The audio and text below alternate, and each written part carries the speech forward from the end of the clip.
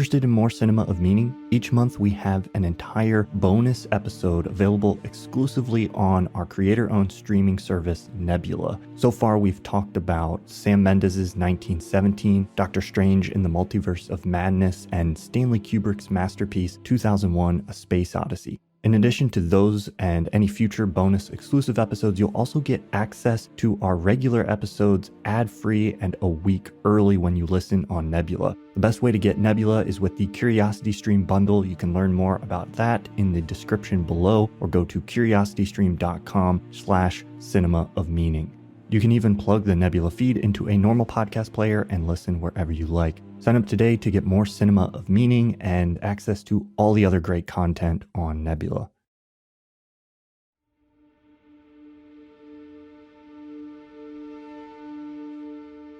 Welcome to Cinema of Meaning, the podcast from myself, Thomas Flight, and fellow video essayist Tom van der Linden from Like Stories of Old, that seeks to explore the depths of what cinema has to offer. This week, we're talking about Christopher Nolan's Tenet. So, Tom, what were your expectations going into Tenet, and did it live up to those or defy those? What were your impressions? I didn't have any strong expectations. The trailers looked like pretty typical Nolan stuff. It felt a bit James Bondy with the typical Nolan sci-fi twist to it, which is, of course, the concept of inversion, which we'll get into. So yeah, I didn't go in expecting much. I knew it was going to be a very high-budget film. I think it was the highest budget film for Nolan, at least. If I remember correctly, I don't have the facts here with me right now. That's sort of what I knew going in. It had John David Washington, Robert Pattinson, like some pretty cool actors. So I was like, yeah, I was excited for it, yeah. Small follow-up question, just for my own curiosity. What's maybe your favorite Nolan film if you had to pick one? And like, are you generally like a big fan of his films, or just how do you fall on that? Yeah, I consider myself a big Nolan fan, and I'd even say like that I thought he was cool before everyone else thought he was cool. I remember having seen Memento and then The Prestige and even Insomnia, which I thought was pretty good. And so I was really interested in where this small like indie filmmaker was going. And then of course he made Batman Begins, was like a solid movie, but it didn't put him like on everyone's radar as much as The Dark Knight obviously ended up doing that. I remember seeing that in theater, and it was just, I remember it hit like a bombshell, and I thought it was amazing. Even though I was like a fan of Batman Begins and the Batman character in general, but it wasn't until The Dark Knight that I really was like, wow, this is an amazing character and an amazing film. And I remember reading in the newspaper the next day that it had like this big headline, The Dark Knight writes film history, and I was like, wow, okay, this is something huge. And then from there on, of course, Nolan became the big blockbuster name. Inception, Interstellar. I wasn't a fan of The Dark Knight Rises. I am a big fan of Interstellar. And then Dunkirk, of course, was a really interesting change of pace with going back to this historical setting instead of like a exposition-heavy sci-fi concept and towards this almost silent, purely visually told story. So yeah, I consider myself a fan. So how do you think this movie like fits, especially with what you were saying about Dunkirk and maybe moving away from exposition? How did you feel this fit into that kind of stylistic arc? Yeah, I was disappointed in that sense a little bit, at first at least.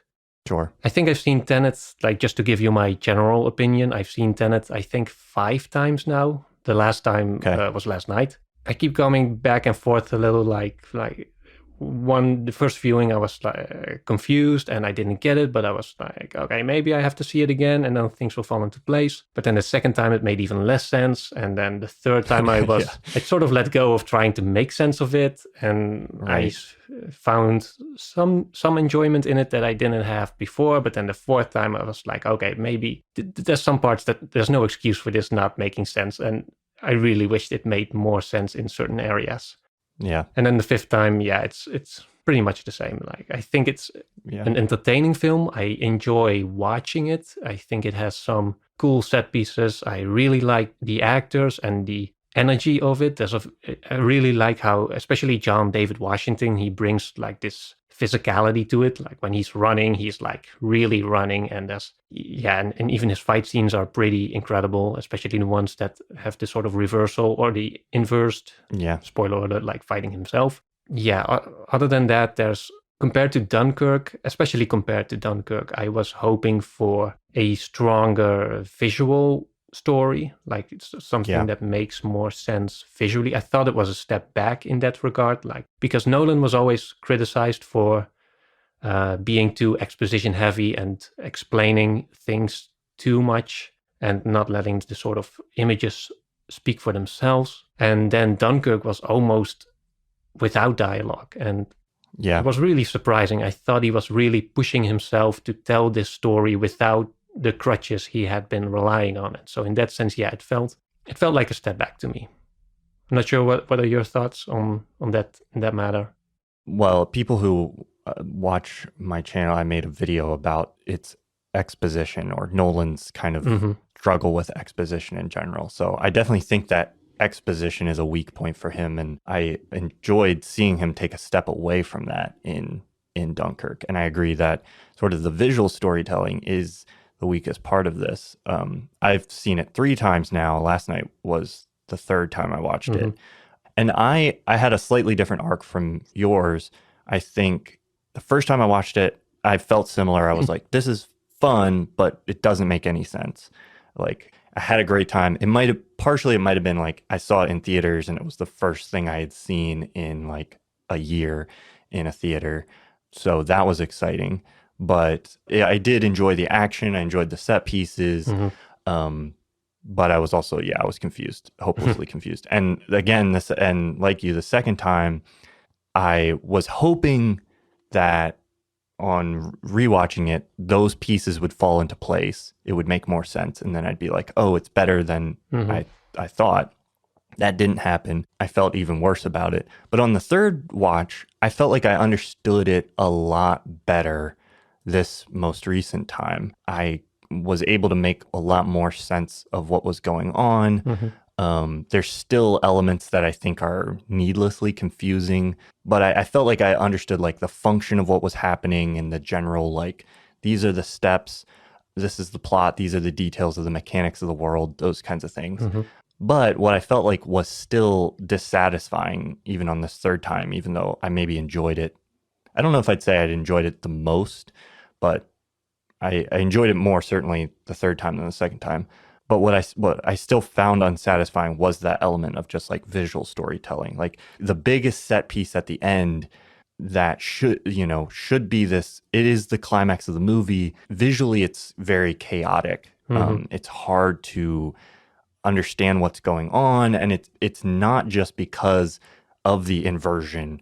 I think he could have structured it or shot it in such a way where we understood more of the details of, what was happening, why they were blowing certain things up, why this person's running here, running there, if he had visually been able to structure the story a little bit better. So I think it starts to like suffer under its own weight in that regard and with some of the exposition. But overall, I think it's a fascinating film. And I think the way he's sort of planting us alongside the protagonist on the inside of this scenario where he's figuring out what's going on along with the audience is very interesting. I just think that could have been done a little bit more deftly. Nolan has always been like a bit of a clunky filmmaker in terms of visuals, and it's also what allowed him to make such big budget films. I've read he always comes in like under budget and on time, and that's because he's not a perfectionist on set. Like he does only a few takes, and he's pretty functional also as a filmmaker. Like there's not many very artistic shots or very every shot like has a purpose and a function, and he doesn't linger so much on needless elements, or at least elements that aren't directly related to the plot. I think a good example is in this film is the scenes that are shot in Italy, which is obviously like this very exotic James Bond-like location, but he kind of makes it look a bit sterile. There's not much. He's not a he doesn't have a romantic eye on the world, at least not for this story, and also not for many of his other stories. And I'm okay with that generally, like as long as I can tell what's going on and the concepts are usually like very interesting in themselves, then it's not an issue. But yeah, as you've said, like when you have this complicated concept of inversion, even without that, it's still, how can I put this? Like I understand after seeing the film 5 times, I sort of get the timelines and how they run, and especially when you look at Robert Pattinson's character at the end, he goes in reversed and then re-reverses himself or inverses himself, and then he's back on regular time, and then he goes back sort of in reverse again. It gets a bit complicated, but I feel like I've looked at like some scenes in reverse on YouTube and some graphics of the timelines, and I get it like intellectually, but I still feel that when you're watching it, it's so hard to tell what's going on, especially that final scene down in the sort of cave structure. It's hard to tell visually what is happening. And part of that issue is with the concept of inversion itself, but also mostly, I think he could have shot it with more clarity if he really wanted to communicate what is already a visually complex concept. Yeah. A great counterpoint to the sort of clumsiness of that final scene is the 2 scenes at the Freeport, which I think is the film's best execution of the concept of inversion, because you sort of intuitively just are able to put all the pieces together. You understand what's going on. You don't need really the exposition telling you that like, oh, it was him, and Neil discovers that it was the protagonist and all these things. You just, as soon as they're like, we're going back to the Freeport, the first time I watched it, I started putting the pieces together, and I'm like, oh, it's going to be them against themselves. And it intuitively just sort of made sense, and you understood the geography of everything that happened in that scene, even like the first time I watched it. Maybe I didn't catch every little detail, but like the broader strokes were there. So he's definitely able to do that. I think he then just like tried to scale that up to such a huge size, and then you have people running around in suits that look similar with only armbands to distinguish themselves, and there's so much happening, and and it's moving very quickly between places and intercutting with the yacht and all this other stuff that it's just even once you look at the diagrams, those things. If you go back and watch that scene, you're still like, I can't, unless you would pause and like rewatch sections over and over, you're not going to be able to comprehend what's going on there, which some people would argue like that's a fun way to approach a movie, as like a puzzle to unwind. But I think when Nolan's emphasis is so much on the like theatrical experience, where you watch it big and it's there, you can't do any of those things in a theater. So if you can't make sense of the movie until after it's out of theaters, then I think it's a detriment to kind of the experience that he's trying to create. Yeah, I wonder to what extent he himself was aware of this, that there's this line which has become quite famous afterwards in people's discussions about the film, that you don't have to understand it, you just have to feel it, which is sort of how people have justified the film for not making much sense in certain areas. But for me, I feel like it's, I wrote it down, that it feels like a bit of a false dichotomy, like especially the Freeport scene for me is one, as you said, that it is one of the scenes where the concept of inversion is best executed. Right. But for me, it's also the part where that convinced me that the whole concept of inversion, just doesn't quite work.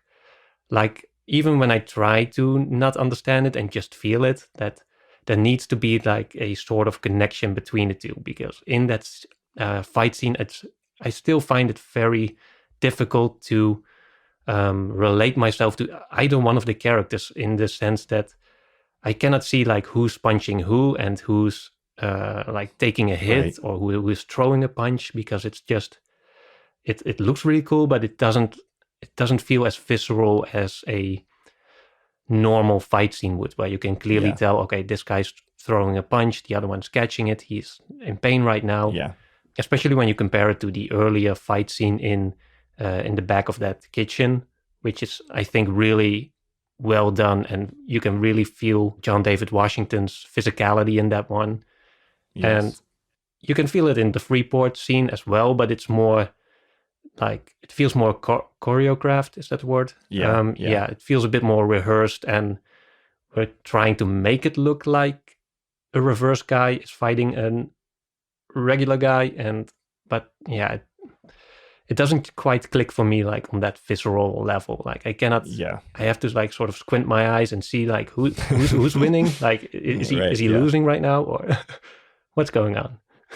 I think it's interesting on a conceptual level, but yeah, that when you try to apply that idea of just feeling it, it doesn't quite, the movie doesn't actually operate on that level. And I think it's easy to take that line. I take that line as sort of, I think a lot of people take that line as sort of like a meta commentary on the film itself. But the more I've watched it, the more I think, I don't think that's how Nolan actually means it, because he's not applying that philosophy to the film. Like he goes on to explain all this stuff. There's so much exposition in the film. So he's not making the film in the mode of like, I need you to just feel it. It's like that line, it seems to be just a specific way of dealing with the issue of like causality and free will, and the reverse causality, and like how they're experiencing that in the film itself, where like actions are happening sort of after they cause them or before, whatever. So he's unintentionally handing us all a meta commentary on the film, but then it doesn't end up applying to it very well, because I think that probably wasn't actually his intention. I do get where he was coming from, because time in general is a very cinematically interesting concept. With film, you can slow it down, you can speed it up, you can cut back and forth, and especially Nolan has been known to play around with that. So it wasn't surprising to me that he was I can imagine like the day where he was like, oh, maybe we can reverse it. Like,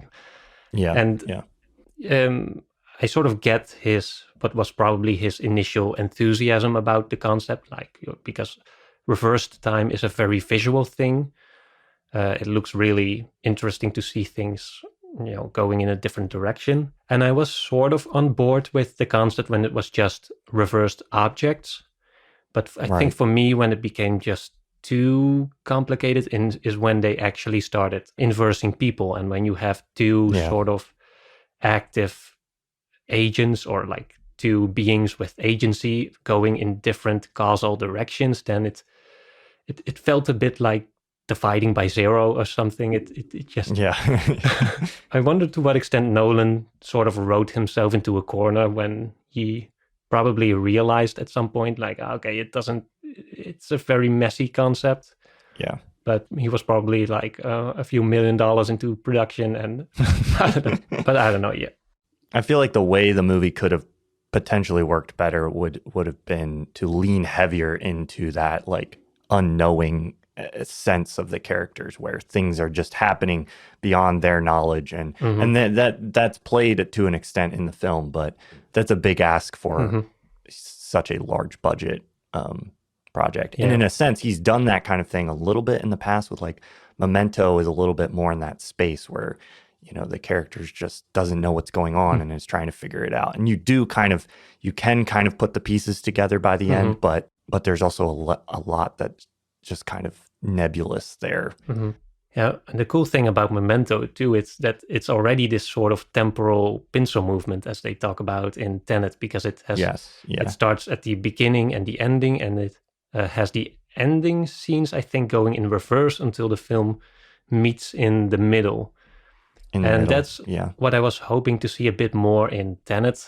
Like I expected there was going to be a climax back at the opera where the movie also started, but it sort of ended in this regular place at the school where the little boy went to.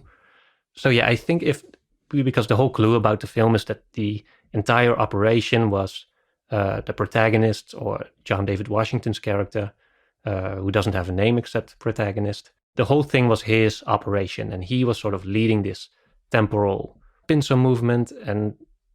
But for me, it's not quite made clear in the film. Like it would have been more interesting, I think, if the opera scene was sort of messy and confusing, but then there would be something at the end that would make it all fall into place, that like we understood, like, okay, everything was heading towards this pinpoint in which the future is saved or the present is saved, and everything will be all right. But yeah, that didn't quite happen. So the whole message at the end for me is also a bit muddled because of it. Right. But, we'll get into the thematics of the film. For a movie where the title is literally like a palindrome, the lack of symmetry in its structure kind of ends up being a little bit dissatisfied. There's also a lot of palindromes, are they called? Going on with some of the character names and the opera, and you have Arepo is a character, and then Sator and Ratos, I think, was also something that came back somewhere. There's a lot of those linguistic inversions going on, but it surprised me then that it didn't happen in the structure of the film itself. Maybe this is a decent way to transition into kind of talking about the themes in the film, meaning, things like that, which is just bringing up a general issue that I think maybe films involving like traveling through time often end up having, because I'm curious what you think about this and how you think it relates to this film, which is causality and the way that we tend to think about free will in real life. Like we tend to think about meaning as having to do with choices that we make in the world that have cause and effect. There's obviously a lot of disagreement as to whether or not we even have free will, or whether or not that's just a concept that it exists only in our minds.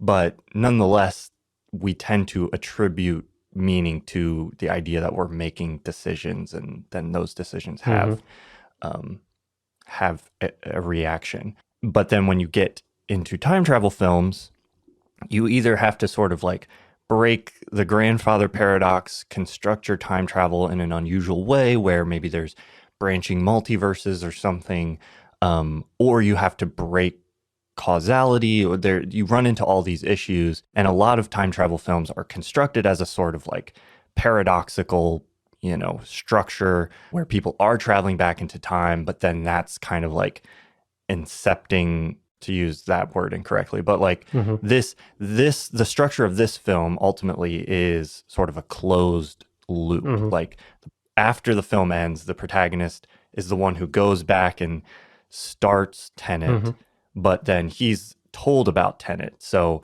there's a paradoxical loop there, and there's a bunch of smaller ones that happen within the film. And you can just make a movie with that in it, and we can kind of accept it. You can say, just feel it. You don't have to understand it. But I think sometimes that can end up with a scenario where if you think about it too much, what's going on in the film ends up kind of feeling a little meaningless, because you're removing that element of cause and reaction in a way that makes this kind of intuitive sense to our brain. So my question is, how do you think there's that relationship between how we think about, causality and meaning in our own lives and film, and is that sort of an inescapable element of a movie like this, that it might just ultimately feel a little bit, meaningless? Yeah, I think, just staying with Tenet for now, the film does make a big point in arguing that, I think as one of the characters literally says, like, what's happened.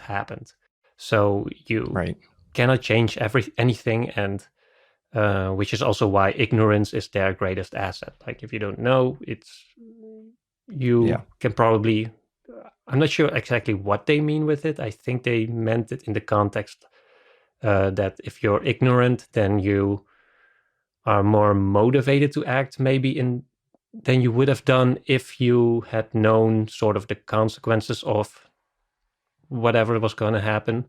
Practically, the ignorance is a way of preventing the future from knowing what they do and keeping them from like thwarting their actions. So like they talk about posterity, and Priya talks about how anything that happens in like a text message or a credit card or anything is a direct message to the future. And so the future is trying to move back through time, invert through time to trigger this event.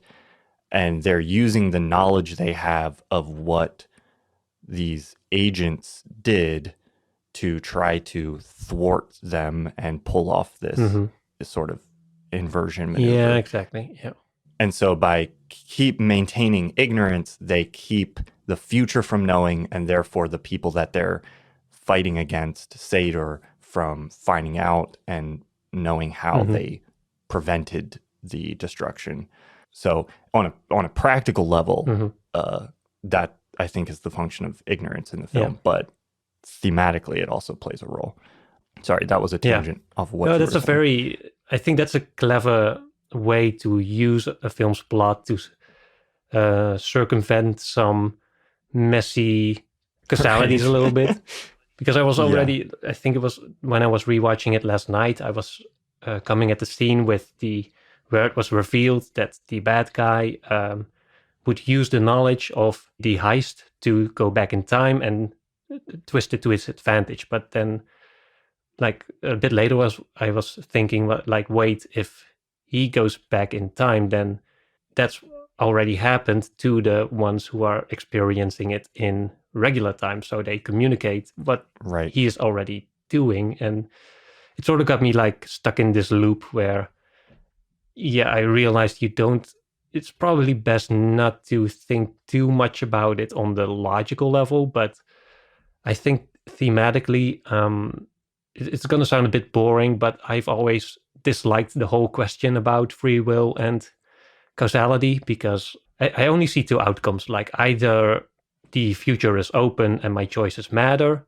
and I can make meaningful actions, or the future is set and my actions are predetermined, but I don't have access to that future, so I have to pretend like everything matters. So either we have free will, or either we have the illusion of free will.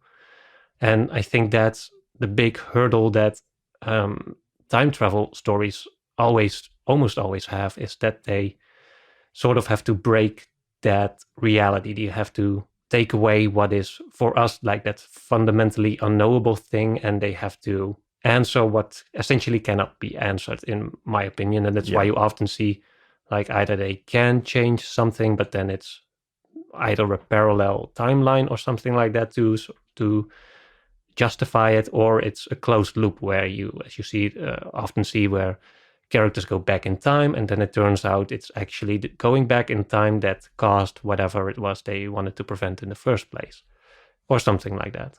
It seems like the stance of Tenet is, like you said, what's happened, and there is sort of like a deterministic flow to things, but that like the characters within that just sort of have to accept that and take it on a kind of faith that their actions still matter in spite of that, like Neil's at the end choosing to go in and sacrifice himself, just knowing that he will die, but kind of taking it on faith that is the only way to accomplish what they needed to accomplish, that it can't be changed. Yeah, I agree. Yeah, I think that's something that's been present in some other Nolan films too. Like Interstellar had this try to argue for that there isn't just the science, but we also have our instinct and our intuition. And in that case, it was love, which is also this tangible force that we can trust to sort of guide us into specific directions.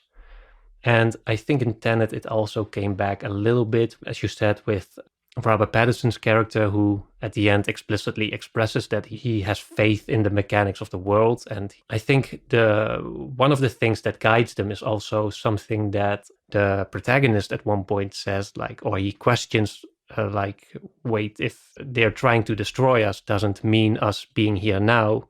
Does that mean that it never happened, that we won?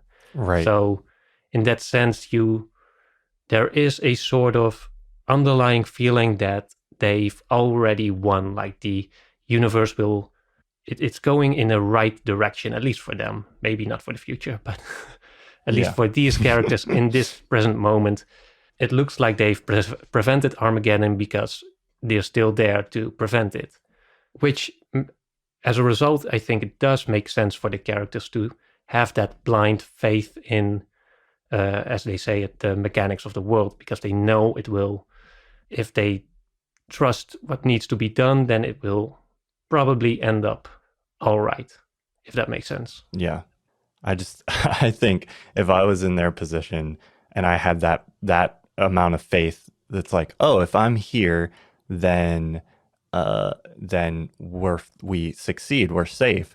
Then I'd be like, well, I could just fly off to, an island somewhere, relax on the beach, and it'll all be fine because I'm here, and somebody else will sort it out. But that's why I'm not a temporal secret agent. Or maybe that's just the part that you had to play in that whole story. Right. Yeah, but it's sort of it goes back to the first scene where the protagonist encounters the concept of inversion with the inverted bullet, where he says it's instinct, basically. So I think that's at the end what also kind of drives the characters. It's just a feeling of instinct. And apparently their feeling of instinct heads into a different direction than yours, maybe, but than mine, yeah. Well, he's just doing what he's kind of following his program as a character, or his script. He's just doing the secret agent. He's given a mission and then he completes that mission. And it wouldn't be in his character to abort that mission and just leave because. And he's also specifically characterized as someone who cares about humanity and cares about human beings, even in the first scene at the opera, which I still find very confusing as to what's going on exactly. But anyways, at one point he notices that some of the people are placing bombs to blow up what they call the cheap seats, or just the regular citizens who are attending, and then the protagonist is like, we're gonna save them, and the other one's like, well, but that's not our mission. And he says, it's mine now. Like, he specifically makes a choice to do the right thing for these people despite of the initial mission statement. So there's, I think, a strong bit of characterization there that he will always do what is right for the how he can save or help the most people around him. And you see it later on, obviously, when he tries to safeguard Elizabeth Debicki's. I'm not sure how to pronounce her last name. At least her character. So yeah, I do think that his instinct is also then defined by, I have to do whatever I can to make this right and save humanity. Yeah. I think about this film in relationship to Interstellar, which, slight spoilers for Interstellar, but they're both about humans in the future sort of like interacting with humans in the film's present, but in sort of inverted ways. Like in Interstellar, it's humans way in the future saving current humanity. And in Tenet, it's humans in the far future sort of trying to destroy present humanity, because in a sense they're being destroyed by present humanity. So there's this war, in the film, humanity's present irresponsibility with climate and the planet is causing the future to be uninhabitable. So they're trying to take out the past in a sense, because that's the only way they can save themselves, by reversing time. But in Interstellar, you have this very clear, like, humanity is saving us, and it's love, and love is the impulse of humanity that is saving us. Do you think there's as clear of a message, or what do you think? If Interstellar is about love will save us, what is Tenet about? What do you think Nolan's saying with it? I've thought a lot about what you just said and the contradicting or contradictory views of human destiny in both of those films, because in Interstellar there's also a bit of an environmental collapse. I'm not sure if it's right. I don't remember it being specifically caused by humanity in Interstellar, or just some vaguer sense of the planet's depleting and dying, and now the crops won't grow and we have to get the hell out of here. But I'm interested to find out where Nolan's mind at in regards to, like, what is humanity's ultimate destiny, because in Interstellar he's like extremely optimistic, because not only do we transcend our planet and establish ourselves throughout the universe, we also transcend, eventually at least, the boundaries of space and time, or at least the current dimensions that we inhabit, to become these 2001 Space Oddity type superhumans almost. Yeah. It's almost like a godlike ascension. And whereas in Tenet, as you said, it does feel more cynical. It feels like there's more of an angry future that's coming back to harm us, and even the what's it called, the sort of code that the algorithm for destruction that's being sent back in time, and it's these very clunky metal things. It doesn't feel like advanced technology at all. It feels like almost like a regression. So yeah, I'm a bit conflicted about what that reversal means, at least for, like, what Nolan, has he changed his mind about humanity in the meantime, or Right. was he not strongly attached to either view of humanity anyways, and he just thought it was interesting for the context of each story? I do think it fits this story. Like, I do think the concept of the future attacking us is a very interesting and relevant sentiment in a way, because there's so much going on now with climate change and fear for the future and the harmful things we're doing to future generations, that I do like how this film explicitly makes the future come back at us. Like, it makes it explicit that our actions have consequences, and those consequences will inverse time and throw them back into our face, sort of. But yeah, what it means thematically, I'm not 100% sure. Did you have any thoughts on that? I was thinking about this last night, and as you're talking about it, some of it is kind of coming, crystallizing. In a sense, I think Tenet has a bleaker view of future humanity, but I don't think they're necessarily in conflict. Tenet and Interstellar, I don't think, are necessarily in conflict with each other, in that I think Interstellar is sort of an appeal to love of like, if humanity embraces this virtue, you know, that is sort of what will save them. And Tenet, I think, actually follows a similar path, in that, like you were saying, the protagonist and his love of humanity is a core part of his character, and he is ultimately does kind of save the world or prevent inversion. And the bad guy, it seems like an appeal against despair and against sort of this like nihilistic, you know, satyr, as the villain is someone who says, you know, if I can't have it, nobody can. This just feeling of resignation, despair. And so he's coming at it in a different way, and he's presenting how humanity in the future is differently.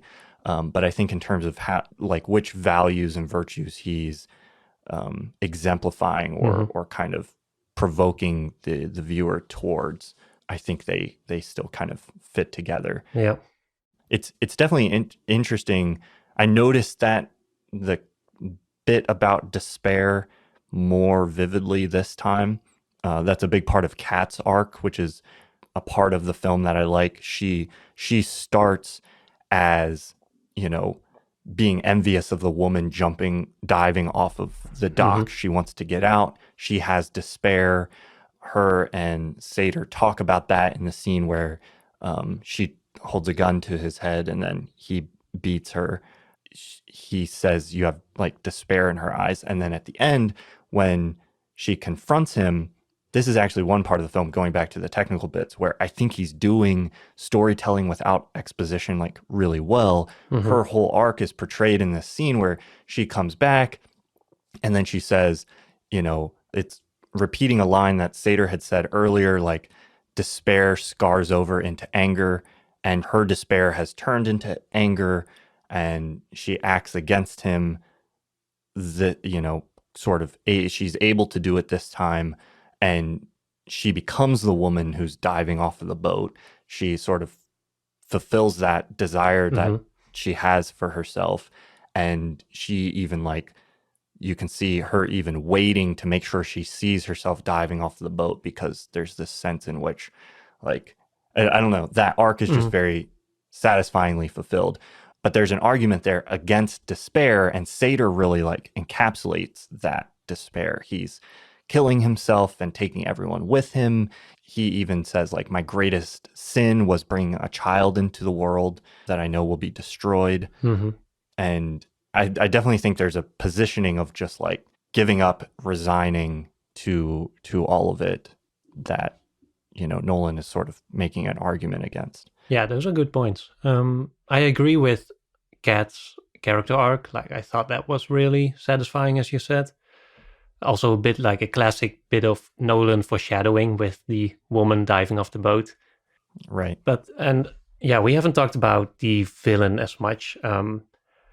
But I also think, in addition to what you said, it's interesting that he is portrayed, at least at first, as this billionaire character who materially has everything. Like, he has accumulated wealth beyond anyone else. He has power, he has influence, but he lacks love. Like, he knows he is married to a woman who doesn't love him, Yeah.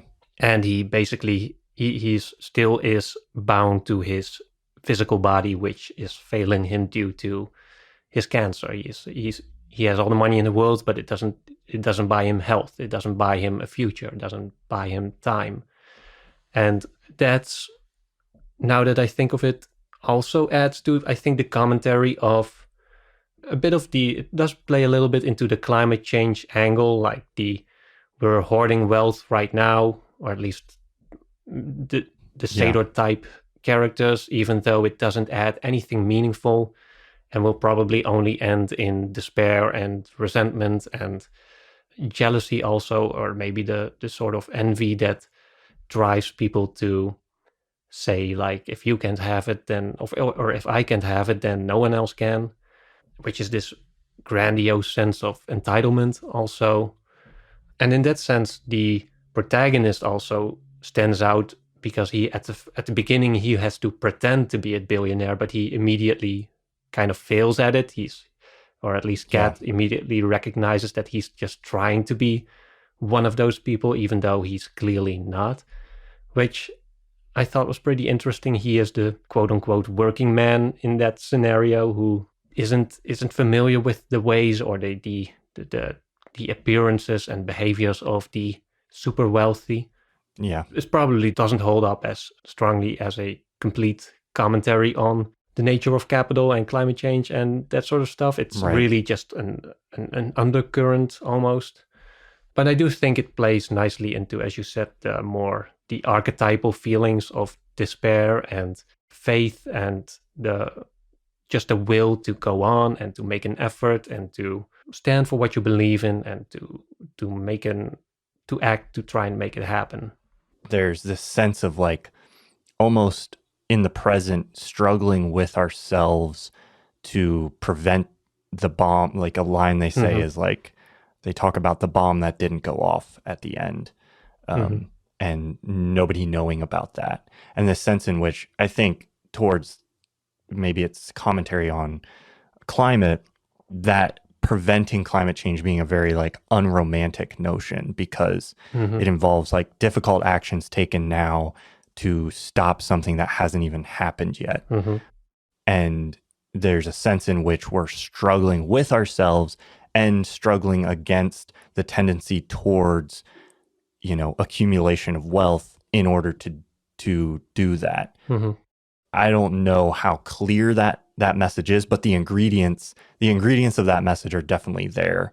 And I definitely thought about them more on my third watch than I did the first few times. I think it's one of those films where there's so much going on technically in the story from a plot, just like the mechanics of the plot that you have to wrap your head around, that it can be kind of difficult to get to those layers underneath unless you can just kind of set those mechanics aside or just kind of take them for granted. Yeah, I was going to say, I definitely agree. I think especially, I remember the first time I saw the film, I was kind of bored for the first hour or so. I remember when the protagonist first steps into the inversion machine and he goes out into the other end. That for me is where the film was like, I remember thinking, okay, now we're getting started.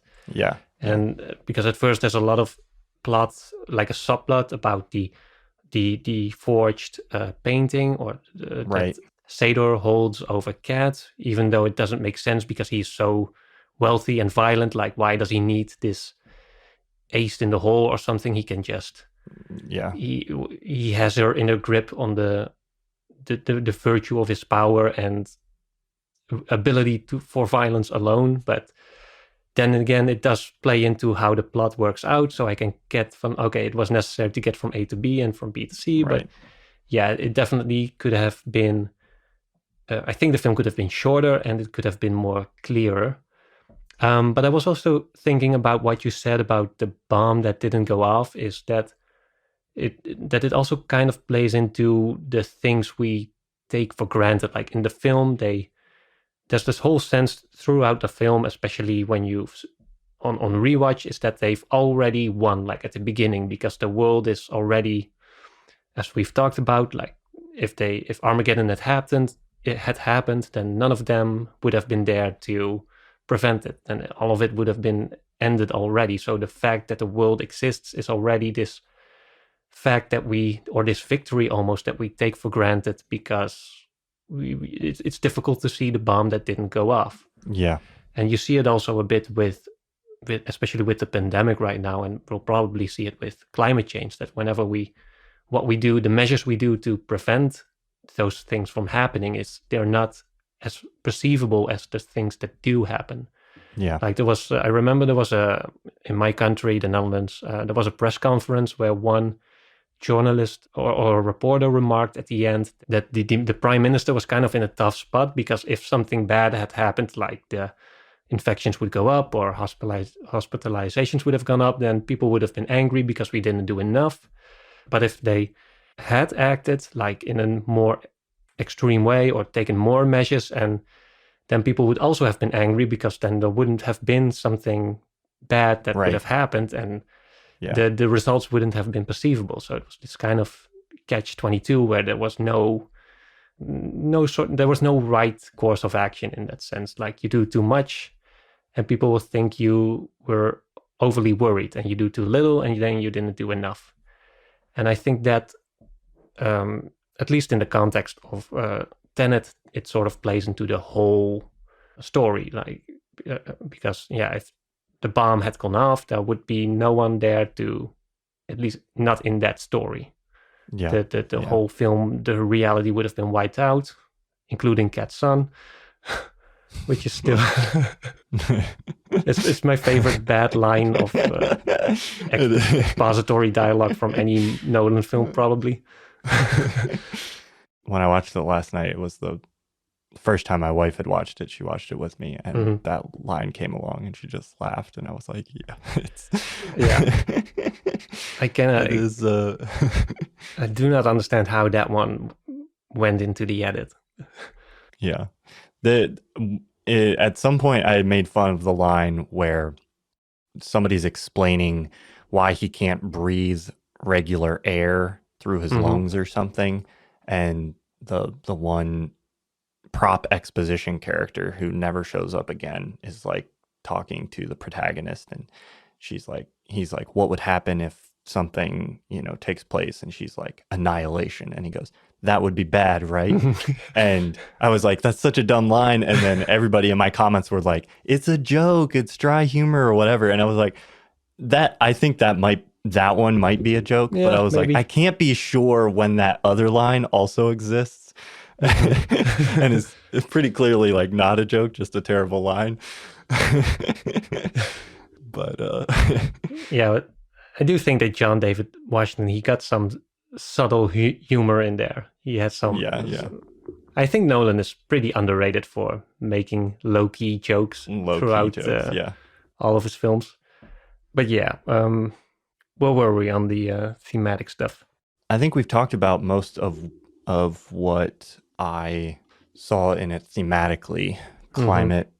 I think if there is something, if there is a way to summarize, look through all the complex bits and the weight that this film has, I do think he is trying to say something about climate and taking action in spite of sort of an unknowable outcome on a sort of faith, and, moving away from despair and embracing our better angels in the sense of like fighting for humanity instead of against it. So, I think all of that's there. It's less clear. It's not as maybe even on the nose as it is in Interstellar. One line I have a question about is the protagonist calls Sator a traitor, and he kind of doesn't blame the future for wanting to save them, inverse time and save themselves. He says like each generation fights for its own survival, and he almost blames Sator for being a traitor to his generation. Oh, yeah. And he doesn't necessarily blame the future for doing what they can to kind of save the future. Did you have any thoughts about that, or what do you think of that concept in the film? I'm not sure if I specifically got that line, at least not on my last viewing. But yeah, I do think it just plays into the idea of sort of moving forward. Like you cannot, it's easy to blame past generations, or easy to lay blame somewhere else and just blame something that would allow you to be fatalistic and cynical and passive towards your own capacity to act and your own capacity to still make changes and perhaps help things move forward for the better. Yeah. So yeah, in that sense, maybe Sator, or he was viewing Sator as someone who facilitated that worst aspect of the future generations, because it's also, I think, mentioned somewhere that the future is not unanimously attacking the present. It's just a few bad actors that are trying to do it, in the same way that in the future the protagonist is also founding Tenet. So there's also a force for good that's helping them from the future, which is also made clear in the very first scene, where the protagonist is saved by who is later revealed as Robert Pattinson's character Neil. And then later again, when the cavalry comes in, as they say it, at least from the protagonist's perspective, at least the part that we follow as the audience, he's attacked by the future, but he also gets a lot of help from the future. So there's not a unanimous disgruntled future that's coming back to harm us. It's only, just as in this present, there's the protagonist who's willing to fight for good, and there's Sator who is trying to destroy it all or wipe it all out of despair. And I can imagine that in the future there's probably, or every generation has those same forces going on to fight for dominance with each other in a way. And yeah, I think in that sense it makes sense that every generation has to fight that same battle. Every generation has to fight despair in favor of willpower and will to live and proactive action taking and what will you. So yeah, that's pretty much, I think, my thoughts about it. Seems to fit. Yeah, I think. I mean, do you have a final thoughts or personal takeaway beyond that? I think I kind of already. I'm realizing I think I already articulated mine, and that sounds like a summary. Yeah, my main takeaway is, I think now as I was explaining all that, it fell into place for me a little bit with every generation has competing forces and we have to all, it's worthwhile to make an effort, even though the future looks bleak or maybe the past was to blame for it. Yeah. But on a more filmmaking level, yeah, I think we've covered it as well, like enough. I think it was way too convoluted. I think it could have been like easy 20 minutes shorter if the plot had been tightened around the thematic elements, which Nolan is usually pretty good at.